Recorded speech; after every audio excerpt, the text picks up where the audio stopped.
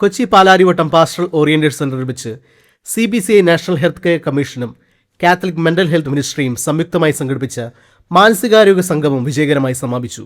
മാനസികാരോഗ്യ ശുശ്രൂഷകൾ ഇടവക തലങ്ങളിൽ നടപ്പാക്കുന്നതിനായുള്ള വിപുലമായ കർമ്മ പദ്ധതികൾക്ക് രൂപം നൽകിയുള്ള ഈ സമ്മേളനത്തിന് CMHM Kerala associate director father Subin Rathappallil നേതൃത്വം നൽകി.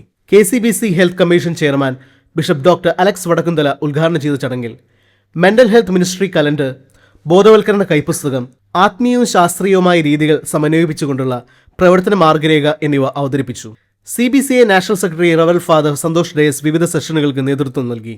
എറണാകുളം ജില്ലാ social justice officer John Joshi KJ, sacred heart provincial father Paulose Kidangan എന്നിവർ മുഖ്യാതിഥികളായ സമാപന സമ്മേളനത്തിൽ മാനസികാരോഗ്യ രംഗത്ത് സന്നദ്ധ പ്രവർത്തകരുടെ അനിവാര്യതയെക്കുറിച്ച് ഗൗരവമായ ചർച്ചകൾ നടന്നു.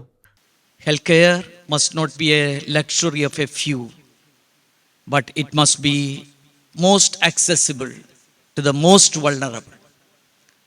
യഥാർത്ഥത്തിൽ മാനസിക പ്രയാസങ്ങൾ, വെല്ലുവിളികൾ നേരിടുന്ന വ്യക്തികളാണ് most vulnerable of our society, in our families, and they need accessible support, care, compassionate accompaniment.